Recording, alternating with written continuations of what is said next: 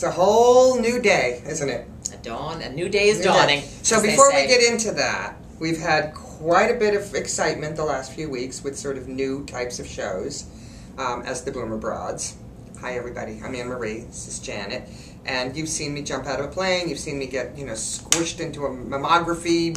And I've done absolutely nothing but drink excessively, which is my usual. And about to go off and do a whole lot of that. Oh, yes, I can. No drinking. No drinking. I'm about to go for a week to a spa in Ojai, California. I need to start fresh. I really do. I'm getting stale.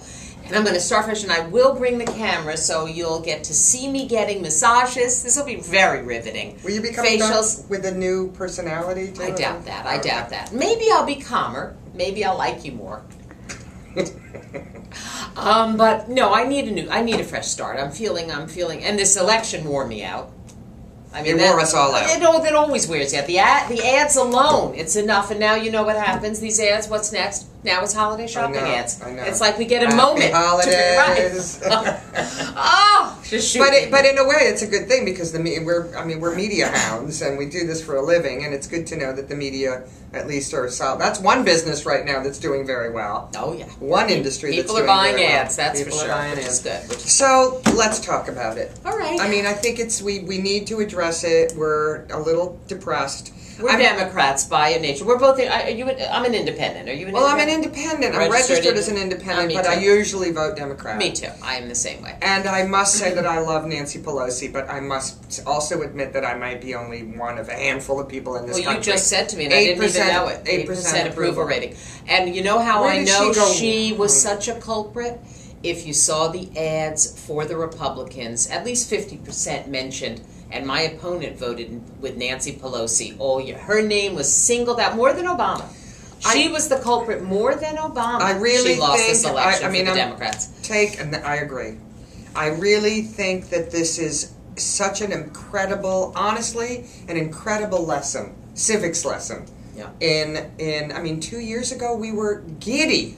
Were you euphoric? We are the most impatient country ever. We but are. I do think you become impatient when jobs and when the economy's stupid is the issue.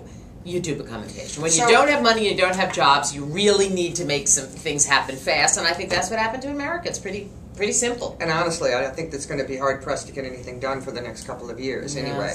But I honestly believe that the fundamental mistake was on the part of the Democrats. I just don't think they got it.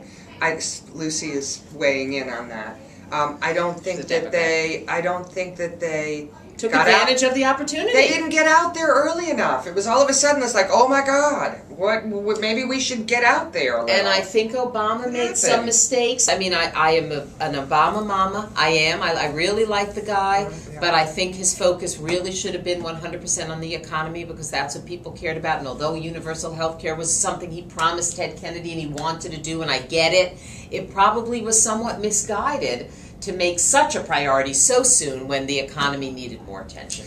And I think there are a lot of mistakes. But Massachusetts, we might add, because we live here, we did, for those of you who are Democrats and want to have something to celebrate, we remained a Democratic state. It was nip and tuck, though, I'll tell you. I thought Charlie Baker, the Republican candidate for governor, did a very good job of making everyone sweat. It was a good campaign. It wasn't a miserably hostile, ugly negative campaign, like they can be, as they were around in many parts of the country. Like Barney Frank's campaign here also was pretty ugly.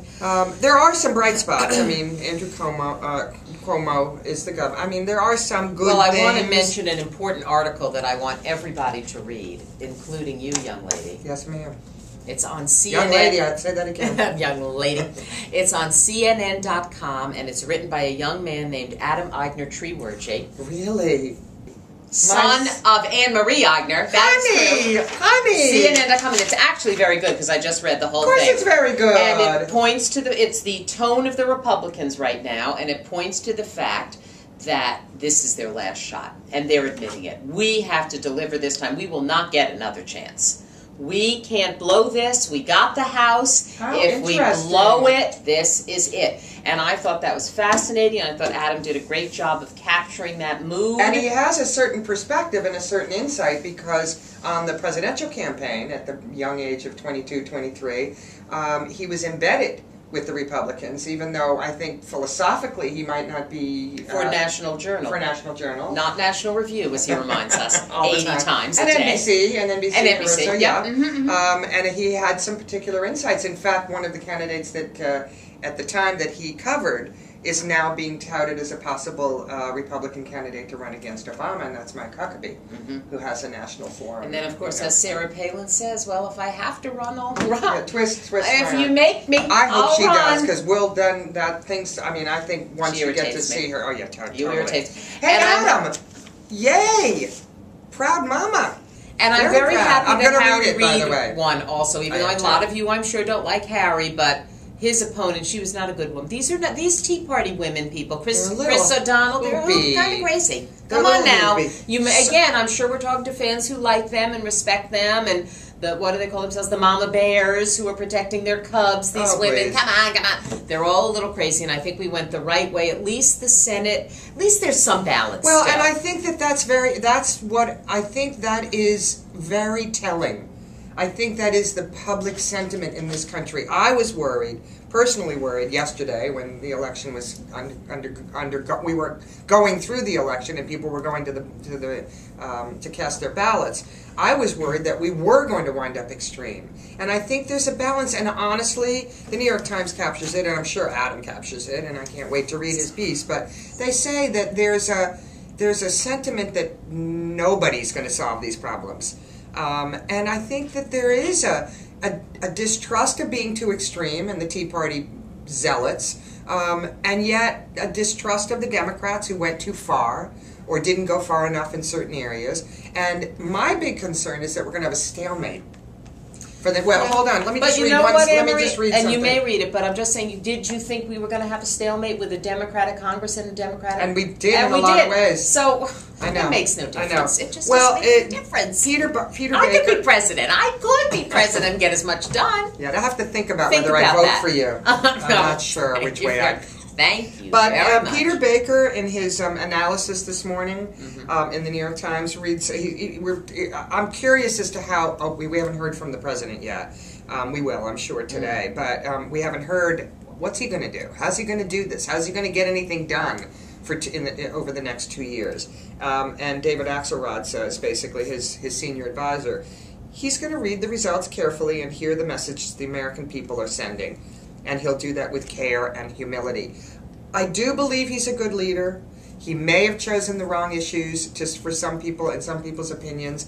I think he was thrust into a really untenable position. So I don't even know whatever he would have done, whether it would have made a big difference. Give him a chance, Give him a people. chance. Give him a chance. But he's going to be hard-pressed to get anything done. And they all are. Yeah. So they're going to have to work it out. There's going to be a lot of boring fighting in Congress coming up the next couple of years. Come on, guys. Don't do that. Don't do that. Stalemates. Let's make progress, and let's put people back to work, and let's hope the president hears that message, which I think he certainly will. Yeah.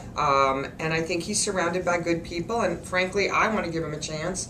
And he's got a couple more years to prove it and to pick up the message. I think he's going to prove that he is a good president. I really do think we should see it through before you make the snap decisions that we've made after 2 years. Give him the 4 years we voted him in for. And I think after the next 2 years, we're still going to look back and say Obama was a good president. And the new really Speaker of the House to be, John Boehner, yes, says, and I totally agree with this, maybe the only thing I agree with him on, that this is no time for celebrating.